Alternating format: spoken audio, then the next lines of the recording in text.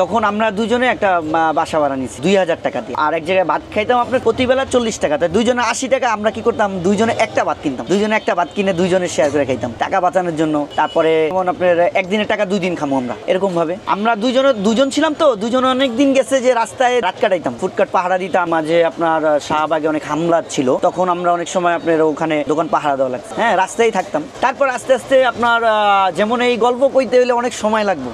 আসলে লাইফটা এখন আলহামদুলিল্লাহ ভালো আছি, কিন্তু লাইফটা অনেক যন্ত্রণার পরে এই জায়গায় আসছি। নিউ মার্কেটে চাকরি করতাম, চাকরির লাইফ থেকেই শুরু করলাম, নিজে নিজে টাকা পয়সা ছোটবেলা থেকেই ঢাকা বেশিরভাগ জীবিকা নির্বাহের জন্য আসছিলাম। পরিবারে আসলে বেশি দিন পড়ালেখা করতে পারি নাই, কারণ যেহেতু আমি পরিবারের বড় ছেলে ছিলাম, তখন থেকেই মানে মাথায় একটা টেনশন থাকতো যে আসলে এখন বর্তমান পড়ালেখা করলে তো অনেক কিছুই দরকার হয়, আর পড়ালেখা করেই অনেক টাকা পয়সা দিয়ে ঘুষ দিয়ে হয়তো চাকরি বাকরি করা যায়। দেখা গেছে আমাদের তো এরকম আর্থিক অবস্থা তেমন ভালো না, তো ওই হিসাবে ঢাকা চলে আসলাম। 17-18 বয়স ছিল, এরকম পরিচিত কেউ ছিল না। অপরিচিত একটা লোকের কাছে প্রথমবার আসছিলাম, একাই আসছিলাম। আসার পরে যেমন একটা জায়গায় আমি চাকরি নিলাম, আত্মীয় স্বজন বলতে অনেক লোকেই ছিল বড় বড় জায়গায়, আসলে তাদের থেকে কোনো এই পর্যন্ত কোনো সাপোর্ট পাইনি, নিজেই আসছি। এখন আলহামদুলিল্লাহ আমি খুব ভালো আছি।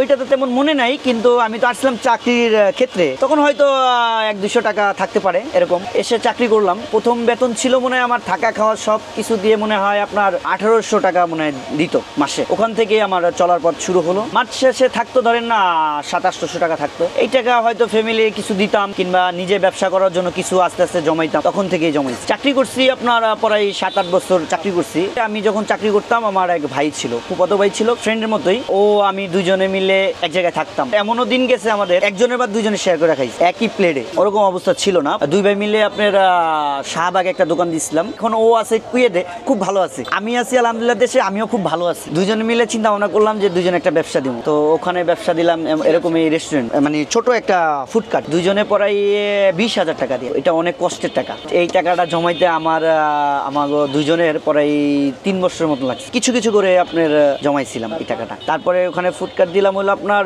সব ধরনের আপনার ছোট ছোট বার্গার, চিকেন বার্গার, তারপর চিকেন ফ্রাই। আমাদের ভিতরে একটা আত্মবিশ্বাস ছিল যে আমরা এটা লাভবান হমু, কারণ আমরা দুজনেই তো কাজ জানি। আমরা তো নিউ মার্কেটে চাকরি করছি না, এই রেস্টুরেন্টে চাকরি করতাম। ওখান থেকে আমার সবকিছুই আমরা পারি, তো আমাদের তো বাইরের কোনো লোক লাগতেছে না, নিজেরাই শুরু করছি।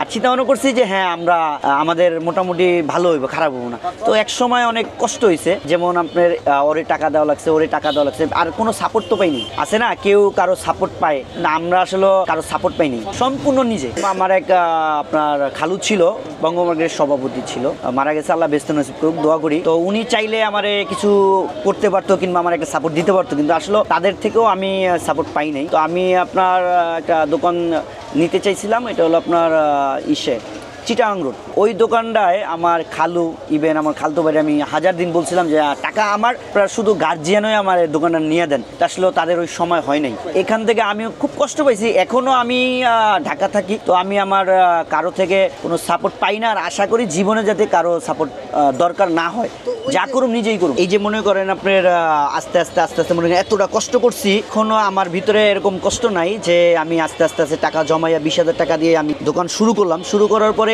এখন আমি 3টা দোকানের আলহামদুলিল্লাহ মালিক, খুব ভালো আছি। প্রত্যেক মাসে আপনার 3 দোকান থেকে ধরেন, এই দোকানে আমি যেহেতু থাকি 80-90 টাকা ইনকাম আছে বর্তমানে। ধরেন রাস্তায় ঘুমাইছি, একজনের খাবার 2 জনে মিলে খাইছি টাকা বাঁচানোর জন্য। এই কষ্টগুলো যদি না করতাম, আজকে মনে হয় যে এই জায়গায় আসতে পারতাম। আসলে এরা তো অনেক সময় অনেক মন্তব্য করছে, আছে না আমার আত্মীয় স্বজন মনে করছে যে ও কি করব, আসলে কিছু হইব না, কিন্তু এরা তো এই চিন্তা ভাবনা করছে। দিল্লি দিছি, মনের একটা অনুভব হয় যে এই দিল্লি নামে মনে হয় মানুষজন বেশি আসবে, কিংবা নামটা খুব আকর্ষণীয় একটা নাম, এই কারণে হয়তো দিল্লি নাম দেওয়া। এখানে আলহামদুলিল্লাহ আমাদের তো বেচা কিনা সন্ধ্যার পরে মোটামুটি ভালো বেচা কিনা হয়, ভালো কাস্টমার আসে। আর আমাদের দোকানে অনেক আইটেম আছে, তো হয়তো আপনার সবাই নিয়ে পাবেন। শেকের থেকে শুরু করে বোবা টি আছে, বোবা পাবেন, বাবল আছে, সবই আছে।